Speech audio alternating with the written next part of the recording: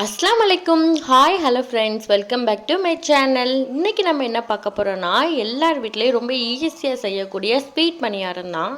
இந்த ஸ்வீட் பணியாரம் 3 பொருளை வச்சு ரொம்ப ஈஸியாக செய்ய போகிறோம். எப்படி செய்யலான்னு பார்க்கலாம் வாங்க. அதுக்கு ஒரு மிக்சிங் பவுல் எடுத்துக்கலாம். அதில் 3/4 கப் அளவு ஜீனி சேர்த்துக்கிறேன். வாழைப்பழம் நீங்கள் வீட்டில் கனிஞ்சு இந்த மாதிரி சாப்பிடாமல் இருக்கிறப்ப இந்த மாதிரி ஸ்நாக்ஸ் கண்டிப்பாக செஞ்சு கொடுங்க. வாழைப்பழமும் வீணாகாது.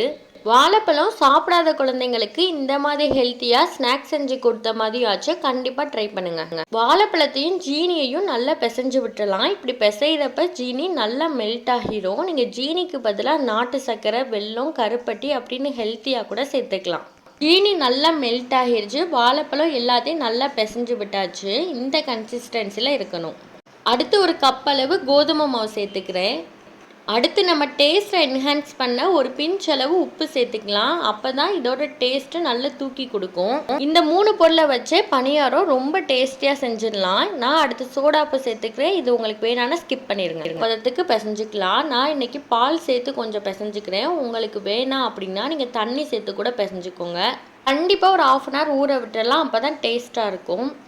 இப்போ ஒரு 1/2 hour ஆயிடுச்சு. இனி நம்ம குழிப்பணியாரம் ஊற்ற ஆரம்பிச்சிடலாம்.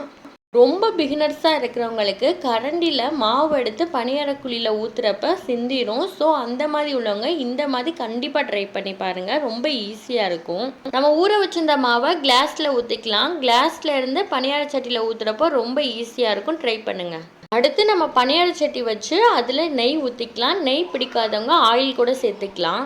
நெய் நல்லா ஹீட் ஆகி உருகி வந்துடுச்சு. இதுக்கப்புறம் நம்ம பணியார குழியில் பணியாரம் ஊற்ற ஆரம்பிச்சிடலாம். பணியாரம் நல்ல கோல்டன் ப்ரௌனில் வந்ததுக்கப்புறம் நம்ம இதை திருப்பி விட்டுடலாம். அடுப்பை சிம்மில் வச்சு நம்ம வைக்கிறப்ப உள்ளக்கெல்லாம் நல்லா வெந்து வரும். 2 பக்கமும் நல்ல கோல்டன் ப்ரௌனில் கலர் சேஞ்ச் ஆகி உள்ளெல்லாம் நல்லா வெந்து வந்துருச்சு. இதுக்கப்புறம் நம்ம வேறு பிளேட்டில் மாற்றிடலாம். மீத உள்ள மாவுலையும் பணியாரம் ஊற்றி எடுத்துடலாம்.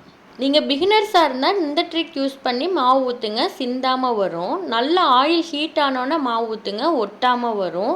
அடுப்பை மீடியம் ஃப்ளேமில் வச்சே வேக விடுங்க. அப்போ தான் நல்லா வெந்து வரும். இந்த ட்ரிக்கெல்லாம் யூஸ் பண்ணுங்கள். குழந்தைங்க ஸ்நாக்ஸ் கேட்குறப்ப இந்த மாதிரி ஹெல்த்தியாக கண்டிப்பாக செஞ்சு கொடுங்க. ரொம்ப ரொம்ப விரும்பி சாப்பிடுவாங்க. ரொம்ப சாஃப்ட் அண்ட் டேஸ்டியாகவும் இருந்துச்சு. ட்ரை பண்ணுங்கள்.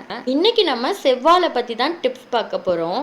நீங்கள் செவ்வாழை சாப்பிட்றதுனால உங்களுக்கு சிறுநீரக பிரச்சனையும் கல்லீரல் வீக்கம் ப்ராப்ளம் இருந்தாலும் சரியாயிரும். நரம்பு தளர்ச்சி ப்ராப்ளம் இருக்கவங்க தொடர்ந்து சாப்பிடுங்க. நீங்கள் வெயிட் கெயின் பண்ண போகிறீங்கனாலும் செவ்வாழை பழம் சாப்பிடுங்க. இந்த டிப்ஸ் அண்ட் வீடியோ உங்களுக்கு பிடிச்சிருந்துச்சுன்னா மறக்காமல் நம்ம சேனலை சப்ஸ்கிரைப் பண்ணிவிட்டு பெல் பட்டனை கிளிக் பண்ணிடுங்க. தேங்க்யூ.